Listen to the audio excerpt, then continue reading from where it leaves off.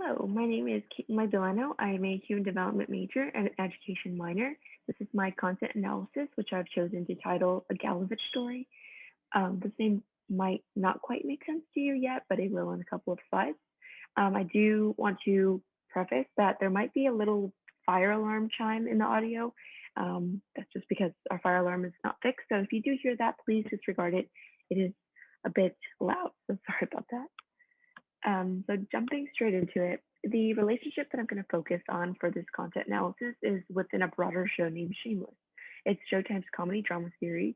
It aired in 2011, and I've been watching since I was 11, and I'm 21 now, so it's been going on for quite some time. It's a show for mature audiences, and it's the story of a dysfunctional family of six and their alcoholic father. They live in extreme poverty, and each of the kids faces their own problems.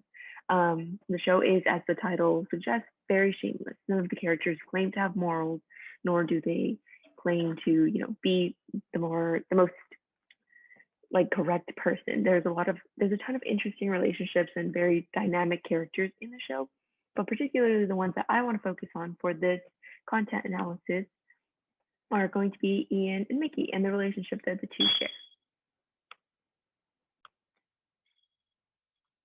All right, so enter Ian Gallagher. So the whole show, Shameless, is about the Gallagher family. So Ian is the third oldest. He struggles with his sexuality and mental disorder. So in the beginning of the season, very first season, when we're first introduced to him, he's very young. I think he's about 15, if I'm not mistaken. And he's struggling with the fact that he is gay, and he's not out to any of his family members, but they quickly discover it. And once they do discover it, they're very accepting. They have a lot of other problems that they have to worry about besides this. So it's not that much of a big deal as it is for Ian. However, the person that he has a relationship with is named Mickey Milkovich. He's introduced as the local neighborhood thug. He comes from a family that does a lot of obscure jobs that they're known for being very violent, very just not very good people to be around. And he struggles with his sexuality and family violence. So he also is in a relationship with Ian, but his family is not quite as accepting as Ian's family is. Sorry about that noise. And so, yeah, we'll see why in a couple of slides. All right. So this relationship struggles with, as mentioned, all of these topics are going to be mentioned in Dr. Cavin's lecture, Gender and Sexuality. And so the first one is heteronormativity. And so this is a concept either created by or coined by Schilt and Westbrook in 2009. And it suggests that only sexual attraction between women and men is natural or acceptable. This relationship also struggles with compulsory heterosexuality. And this is the idea coined by Adrian Rich in 1980, that the idea that heterosexuality is so enforced in society that it almost becomes required. And I think Rich in her paper goes into it about it being kind of like an institutional requirement that it's become so ingrained within society that it's almost enforced by the institution of society itself. And lastly, homophobia. Homophobia is a really big struggle that that these two have to overcome in order to be together. And if you haven't seen the show, massive spoilers are ahead. So sorry about that if you were planning on watching or have not yet finished it. And so homophobia is a strong disapproval of or prejudice against gay people. And it can be external and internal. And so we see both of those kind of depicted within the show. And I'm going to show you just a couple of clips that I think highlights these three themes. But there are definitely plenty more that you can, if you do choose to watch the show, go through and kind of comb through yourself. Okay, so one of the constraints for this course is that because it's a summer session, there's not a lot of time to go in depth to a lot of the subjects. So we did cover gender and sexuality, and of course, like Dr. Cavinus or Professor Cavinus did cover it, but there were no assigned readings that I felt pertained to my content analysis, and so instead I did a literature review of what the current or more modern sociologists think about the concepts that I mentioned earlier. And so let's get into it. All right. So the first article that I'd like to mention is in the Journal of Homosexuality, and it's by, and hopefully I pronounced the names correctly, but Lacio Seri, Iba, and Oliveira, and it was created or written in 2019. And so this article was pretty interesting to read because what it did was it took discourse written by LGBTQ activists who are focusing on trying to broaden the concept of family and what constitutes a family. And so what they did was analyze it, and they found what the authors describe as heteronormative language or concepts littered throughout the discourse. And so this was interesting to note because it suggests, the author says that it suggests that heteronormativity or hegemonic heteronormativity is largely consensual because people know about it, but it's hard because it's consensual and we don't really know that we're doing it. It's hard to detect, therefore, even for those that it directly oppresses. And it is also hard to deconstruct because we don't know that we're necessarily abiding by the rules of heteronormativity or the definition of heteronormativity. And so the second article that I'd like to mention is in the Journal of Sexuality Research and Social Policy, and it's by Sedman in 2009. And so this is a critique of Adrian Rich's concept of compulsory heteronormativity. And so basically all this article says, is very long to read and scour through, but basically all this article says is that the the idea of compulsive heteronormativity is a very good one and it's very sound. However, it was written in a time in which the historical meaning behind it was very much good for the time that it was written, but now it needs to be kind of revised to include non-binary folk because compulsory heteronormativity kind of suggests that there are just women and men, right? And that women are kind of bound to men and vice versa. Adrian Rich kind of took more of like the women to bound to men side of it, but so he just says that like it should be revisited and should now include non-binary folk to keep within their traditional gender roles. And kind of anyone who strays from this and kind of does not fit into these gender roles or these like heteronormative standards in which you have to be with a woman is kind of ostracized or looked at differently, and these issues of homophobia arise. Basically, the issues that I want to focus on in Ian and Mickey's relationship are heteronormativity, compulsive heterosexuality, and homophobia. And so now I've showed you also what a more contemporary or more modern view is of them. At least that's what the literature that I've kind of scoured through the UC Davis Library kind of suggested, and these are the ideas that it presented. And so now I actually want to get into the content, which is my favorite part of the assignment because I really like the show. It's a really good show and I recommend it, but also it's one of my first exposures to the LGBTQ community and particularly this relationship. It's not always the most healthy relationship, but it is a good one. So let's get into the content. So I want to start with the ideas of heteronormativity and how it's present in Ian and Mickey's relationship. So the audio might have changed now because I took out my AirPod because I want you to be able to hear the audio that's playing. And so I inserted a YouTube clip from the show, but it's made by it's a fan edit basically. And so the way that these slides are going to be structured is that I'll give the background of the scene. I'll give my analysis of it and the relationships that I feel are at stake because of, and this slide is particularly pertaining to heteronormativity. And so some of the language in this is crude.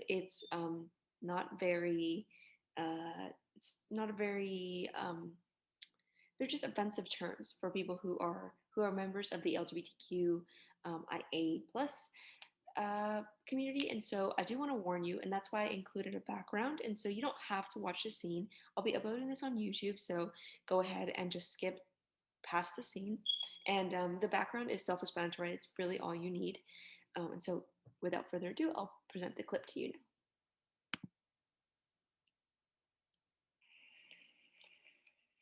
We gotta kill him. Fuck off! Look, nobody will miss Frank anyway. We shoot him in the head, we dump him in the river. If he has a lousy short-term memory, he's probably already forgotten. Can't chance that. I'll talk to him. Cut his hands off, pull his teeth, he can't even be identified. You stay here, watch the store, I'll take care of it. My Uncle Joe works at the foundry. He'll dump the teeth into the chrome plating vat and it's done. Mickey, you need this job for your probation. No, what I need is to take care of Frank and his big mouth. Stay here. This won't take long. Okay, so going into the background. So Frank, which is Ian's father, caught Ian and Mickey together in bed. So this is the first person that's ever heard of the relationship. Up till now, it's been a secret because Mickey wants it to be so. And so Mickey discusses with Ian how he plans to kill Frank. And so again, I mentioned earlier that Ian is from a family that is known to be very violent, and if you need very obscure jobs done, when one of them is being hitmen, to go ahead and contact them. And so that's why he takes such a like aggressive route into, now that the secret's out, he has to kill Ian's father. So it's very it's a very dramatic um length to go to, but it is something that he feels compelled to do. And so my analysis of this is that the fear of Frank that the fear Frank will tell everyone and people will think differently of Mickey or judge him is so severe that he seriously considers going to such great lengths as to kill the father of the person he's supposed to, or supposedly in this season. We don't really know that if Ian loves Mickey or not, but it's kind of suggested. And so this is, I think that this might be due to heteronormativity in the way that everyone sort of, if you kind of stray from a heterosexual relationship, you're kind of looked at and looked at differently and judged based off of that, right?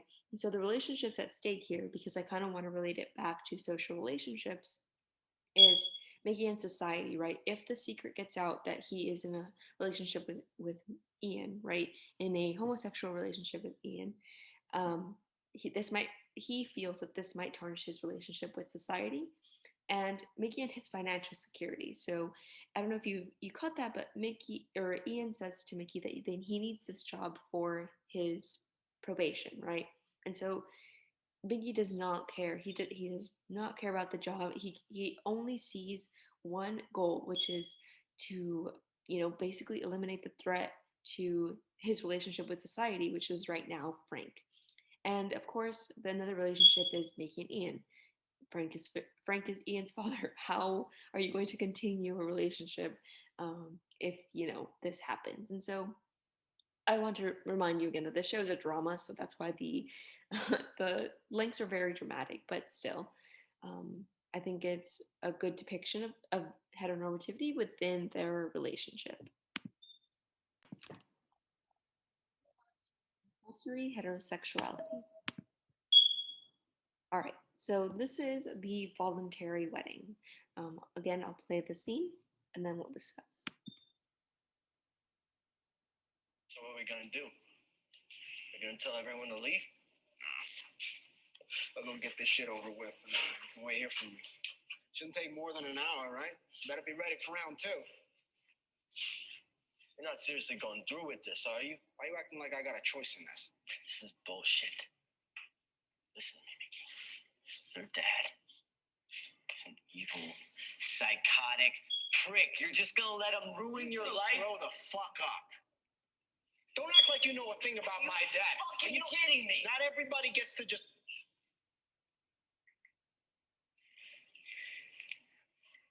Not everybody just gets to blurt out how they fucking feel every minute. Okay, so the background is that Mickey is about to get married to a woman that his father arranges him to get married to, right? There's a lot more to that story, but for the purposes of this content analysis, we'll just go with the basic, right? And so he doesn't have any interest in the wedding, and but he feels that he has to go through with it, right? Not only because it will benefit him, like in society, right, to be married to a woman, but he wants to continue his relationship with Ian outside of this, right? So this is just sort of a facade that he feels like he has to put up to the general public, while on the side, he's going to continue this relationship, right? And so I think that this is a good example of compulsive or compulsory heterosexuality because he's kind of being forced into doing so, and he feels that he has to because there's so many factors that he thinks will be solved if he goes ahead and marries a woman, even though he wants to continue to live a secret kind of life as a gay man, right? And so my analysis is that Mickey feels compelled to carry on a false heterosexual relationship because it benefits him, although it may cause him emotional and psychological pain. And so the relationships at stake here are Mickey and his inner family, inner circle. And so this is if Mickey does not go through with the wedding, right? He knows that at stake, if this does not happen, kind of he kind of adheres to Mickey or to Ian's wishes to just kind of blurt it out, just let them know that how you feel. And the reason that why most of this is about Mickey's issues and with his sexuality is because Ian's family already accepts him since season one. Mickey still has quite a ways to go. And so Mickey here is kind of torn between losing Ian, right, if he gets married, because Ian does not want to continue, even though Mickey does, right? And so he's kind of torn between his relationships with his family and his inner circle, which won't accept him if he comes out as gay, and his relationship with Ian. Apologize for this jump in the video, but the internet went out for a split second, so I had to redo this part. So, homophobia, right? Homophobia is one of the last obstacles that I think, or one of the last obstacles that I mentioned that I think is a problem in their relationship. And so I cut this into two different slides, and that's because I think that one of the problems that Ian and Mickey faces, Mickey's internalized homophobia. And so in this scene, you get to see a little bit of that shine through. So I'll play the clip and we'll discuss. Just gonna get married, no conversation, nothing.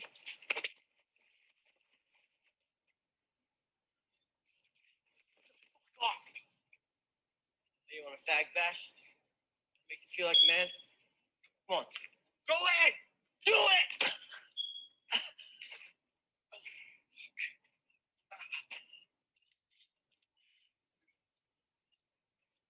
You love me. Okay. Just admit it. Just this once.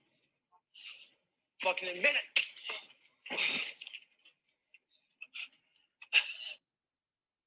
All right, so the background is that Ian wants Mickey to rebel against his father and call off his wedding. So this happened prior to the clip that I showed you earlier. And in this scene, Ian forces Mickey to confront the fact that he's gay, right? So he says, just admit it, you're gay and you love me, right? To which Mickey responds very violently. He does not like this being thrown in his face.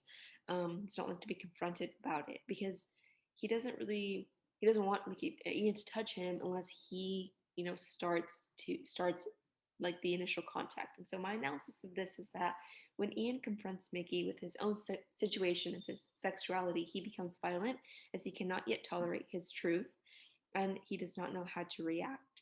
And you see this being a common theme throughout this season that he just becomes very, very violent, right?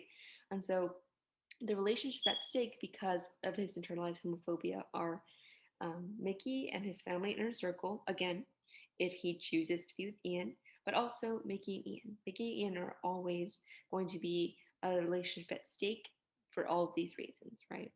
And so we'll move on to external source of homophobia.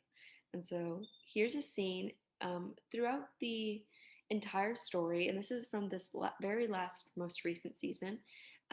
Mickey's father is a really big obstacle that Ian and Mickey have to face, and it's because of his homophobic ideals. And unfortunately, it's still a problem even until season 11, the very last season, right? So here's a clip.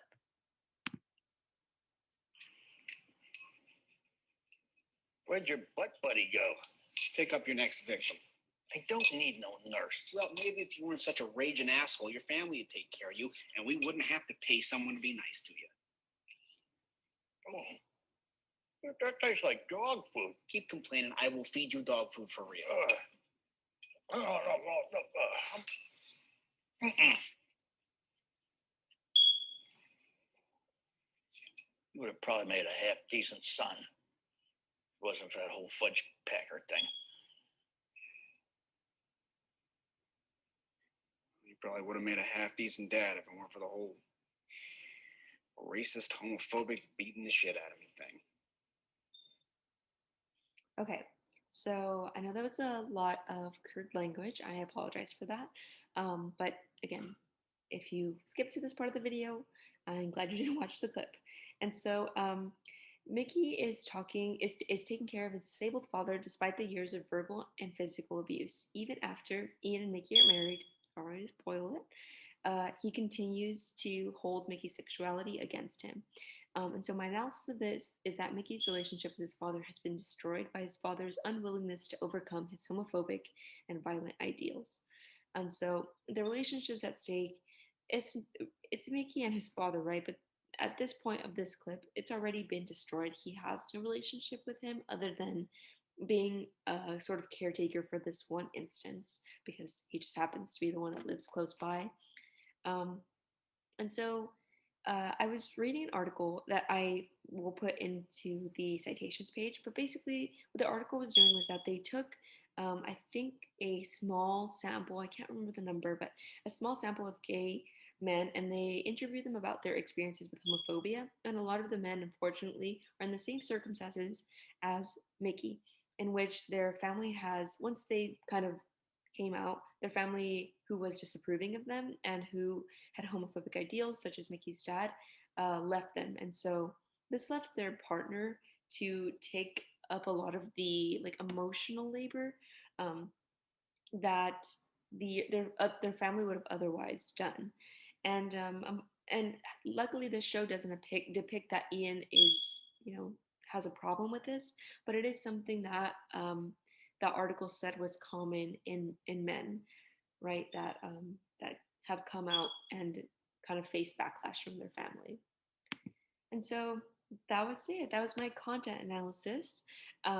These are my citations. I will be turning in a copy of the lecture. I mean, of the slides, so that you can go ahead and pause these and proofread them and double check them. And thank you for watching. This is a gif of Ian and Mickey, but this is kind of how I feel. You'll have to carry me out of this class by the end of it. It's been a very long summer, but thank you very much for a great quarter.